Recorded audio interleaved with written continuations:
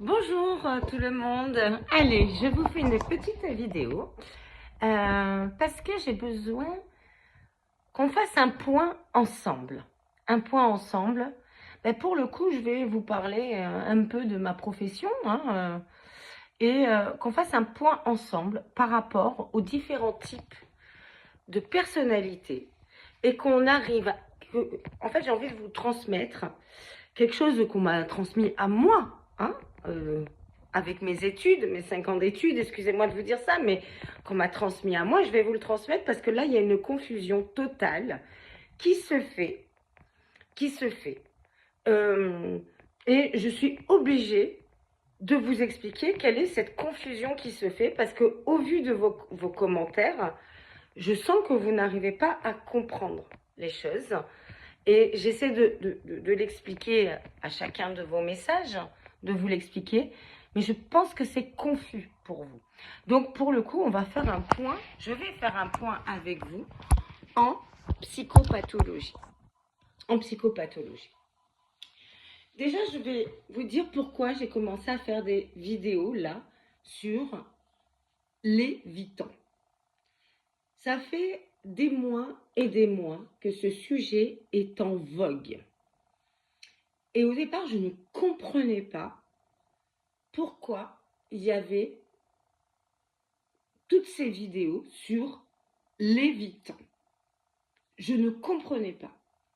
Et je voyais toutes ces vidéos défiler, défiler, défiler, et qui faisait de l'évitant un monstre.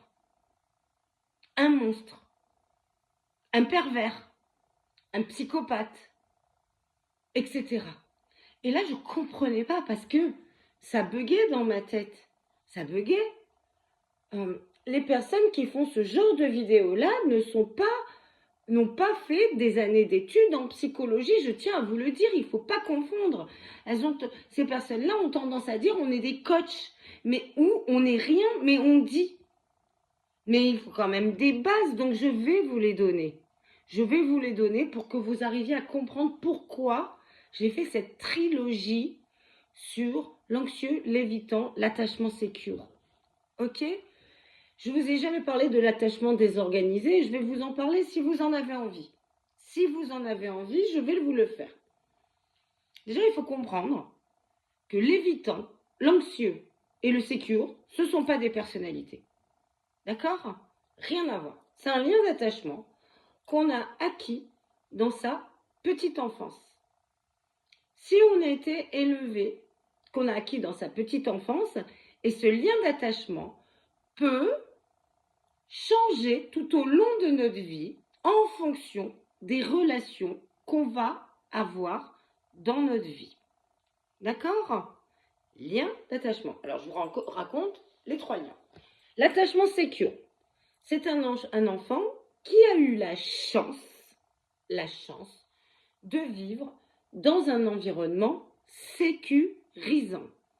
Un environnement où il y avait de la bienveillance, où il n'y avait pas forcément de conflit, des parents soutenants, qui donnaient confiance à l'enfant, un environnement sécurisant, avec une fermeté, mais beaucoup de bienveillance, c'est-à-dire une éducation, on va dire, permissive, avec une forme de liberté où l'enfant a pu grandir en toute confiance et se sentait complètement existant dans sa famille, se sentait être une personne qui a pu bien évoluer avec toute cette sécurité-là autour de lui.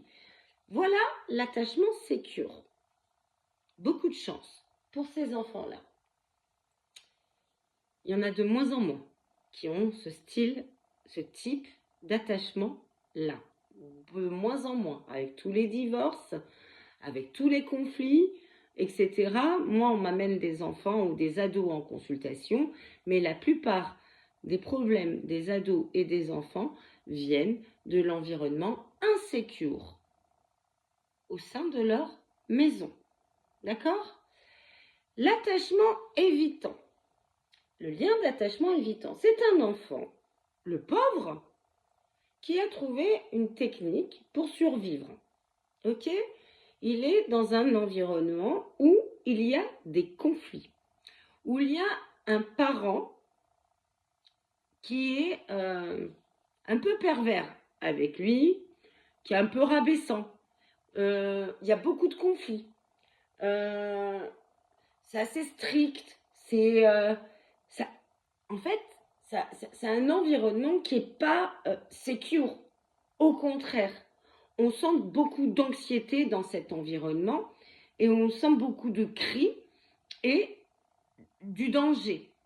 Et donc, ces enfants-là, il y a deux types dans ce genre d'environnement. On va soit développer un lien d'attachement évitant, soit on va développer un lien d'attachement anxieux. D'accord? Donc, le lien d'attachement évitant, c'est que l'enfant, ce qu'il fait pour se ressourcer, dès qu'il sent que le ton hausse, il se tait, il dit plus rien, dès qu'il sent l'anxiété, et il va, par exemple, dans sa chambre. Ok? Et il va à ses occupations dans sa chambre. À mon âge, il n'y avait pas les téléphones et les portables, donc on va dire que, par exemple, à mon âge, si j'étais dans un environnement insécure avec un lien d'attachement évitant, eh ben, j'allais aller dans ma chambre, je sais pas moi, jouer avec mes poupées, ou dessiner, créer, faire des choses et éviter les conflits, les cris. Si j'ai un attachement évitant, par exemple, dès qu'il y a conflit, dès qu'il y a cri, quand j'étais enfant, dès qu'il y avait cri, dès qu'il y a des reproches, on dit rien et on évite. On sent qu'il y a des critiques encore et beaucoup d'anxiété de la part de la personne qui nous fait des reproches. Donc, le lien d'attachement évitant, l'enfant va développer ce lien-là d'attachement évitant. Il va éviter des situations d'insécurité et de danger. C'est sa manière à lui de ne pas sombrer.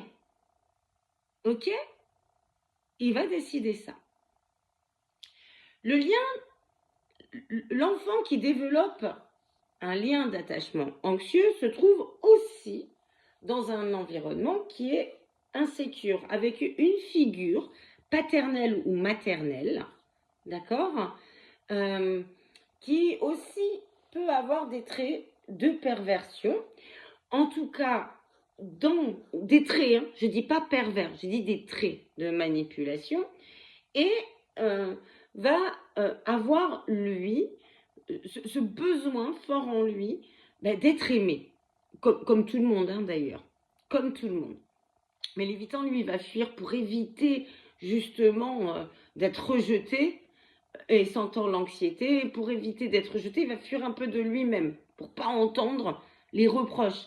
Tandis que l'anxieux, lui, le lien d'attachement anxieux, lui, va au contraire faire tout pour être aimé. Il va être gentil, il va écouter, il va courber le dos, il va être là, ça va être le pince du parent anxieux ou pervers. Il va être là, il va obéir, il va tout faire parfaitement, il va essayer de bien faire ses devoirs parce qu'il a besoin d'être aimé. Donc il va donner, donner, donner pour être aimé. D'accord? Donc, ces trois types d'attachement ne sont pas... Bon, le secure, oui, il n'est pas pathologique, mais ni l'anxieux, ni l'attachement anxieux, ni l'attachement évitant. Ce n'est pas... Les deux ne sont pas pathologiques. C'est en fonction de ce qu'on a vécu dans notre enfance. C'est tout. Et c'est des moyens qu'on utilise simplement pour exister dans le monde et pour être aimé par le monde.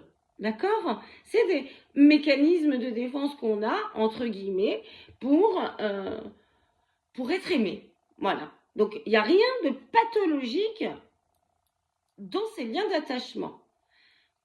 Ok? Donc, l'évitant n'est pas ce qu'on décrit. Rien à voir. Est-ce que vous comprenez? Parce que On est en train de me dire, ouais, mais non, l'évitant, c'est hallucinant ce que tu dis. Mais non, c'est ceux qui disent, c'est les coachs qui n'ont aucune base de psychologie qui disent n'importe quoi. C'est devenu un sujet en vogue pour faire du business. Non, Naï, si ce qu'elle raconte est vrai dans ce qu'elle a vécu, elle a été avec un pervers. Elle n'a pas été avec un évitant. L'évitant vous fout la paix. L'évitant, il veut du calme. C'est tout ce qu'il demande, c'est du calme. Et donc, il évite. Mais il n'est pas là à faire tout ce qui est dit, là. On mélange tout. On mélange tout. Après, il y a l'attachement désorganisé. L'attachement désorganisé, le lien d'attachement désorganisé, c'est plus les types de personnalités qui vont vers la psychose. C'est-à-dire, et ça on m'a posé la question, la bipolarité. La bipolarité, ça s'appelle en psychologie la psychose maniaco-dépressive. Ce sont des personnes, donc du côté de la psychose, parce qu'il existe la névrose, les états limites et la psychose, puis après le pervers. Voilà, donc c'est un trouble de la personnalité très grave, d'accord? Et la personnalité maniaco-dépressive, donc bipolaire, elle va alterner des périodes de dépression et des périodes d'hyperactivité. Maniaco, ce sont les manies, c'est l'hyperactivité. C'est pas maniaque du style on fait le ménage.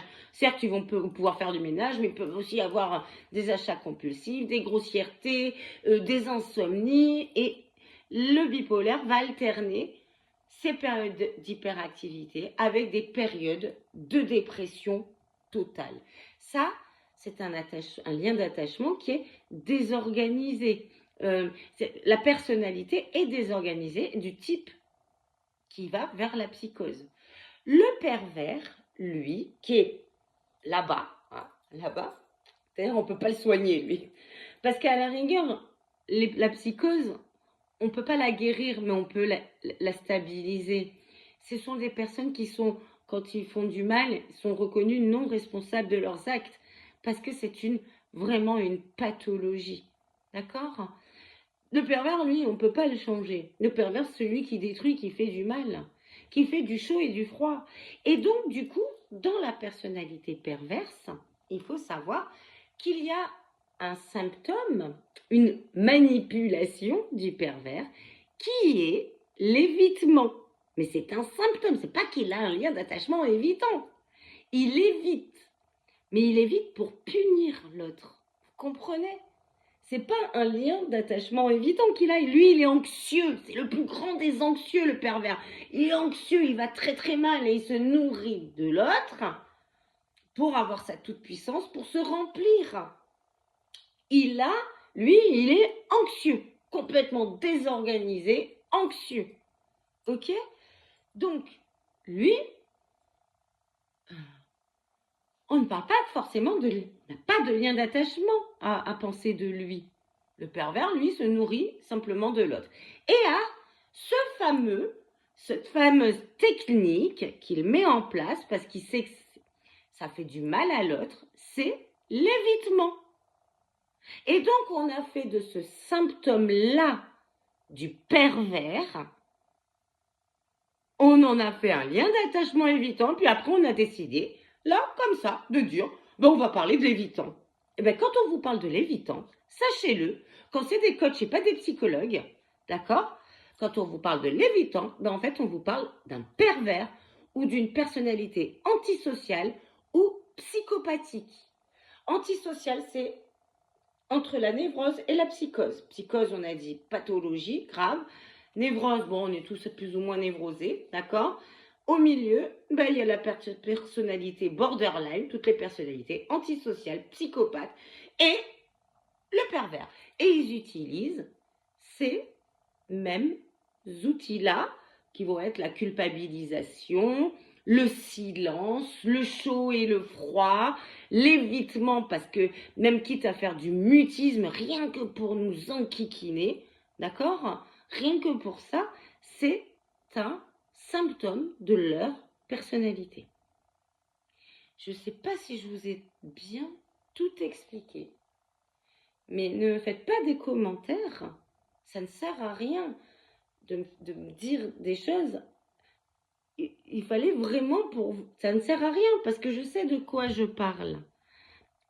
Ce qui est désolant, c'est tout ce qui est dit par des coachs qui n'ont pas les bases en psychologie et en psychopathologie. C'est ça. Par exemple, la schizophrénie, c'est de la psychose. Enfin, je ne sais même pas, la bipolarité, c'est de la psychose. C'est des personnes non reconnues responsables de leurs actes. C'est des pathologies. D'accord?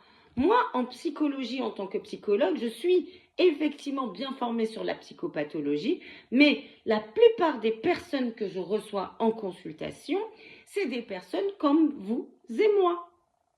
C'est des personnes qui vivent des deuils, des décès, des ruptures, qui ont été, peut-être abusées dans les ruptures, des violences, tout ça, abusées par des pervers ou des malades, d'accord? C'est des personnes que j'aide.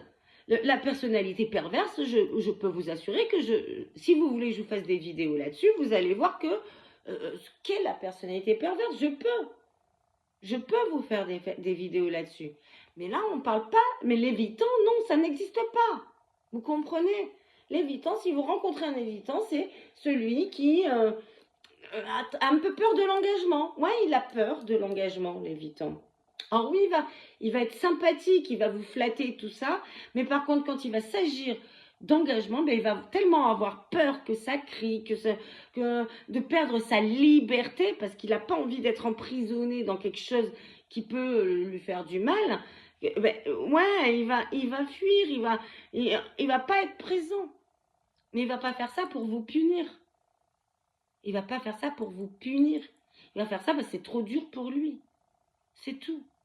Vous comprenez? Donc il n'y a pas de manipulation dans le lien d'attachement évitant.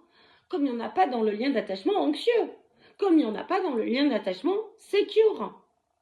Par contre, il y en a chez le pervers, il y en a chez le psychopathe et il y en a dans la personnalité antisociale. Est-ce que vous comprenez? Voyez?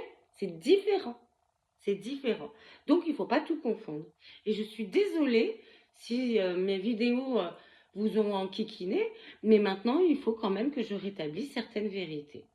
Et maintenant, vous savez tout, je pense, et si vous avez des questions, je peux aller plus dans les détails. En tout cas, je vous embrasse très, très, très fort. Mais moi, ça me fait de la peine quand je lis vos messages, parce que je me dis, mince, je ne vous ai pas donné assez d'informations dans les vidéos que je fais pour que vous compreniez. Et ça me fait de la peine. Je me dis, bon, allez, je vais dire. Je vais dire. Donc maintenant, vous savez. On est OK. En tout cas, je vous embrasse très, très fort. Et je vous laisse me dire en commentaire, alors ça me ferait plaisir, ce que vous voulez que j'aborde. Sachant que je peux aborder pas mal de sujets, même les enfants. Plein de choses. Plein de choses. Donc, vous me dites en commentaire. Je vous embrasse très fort. Si vous avez aimé cette vidéo, likez, commentez, partagez. Et si vous me voyez pour la première fois et que vous avez aimé, abonnez-vous. Je vous embrasse très, très, très fort. Bisous!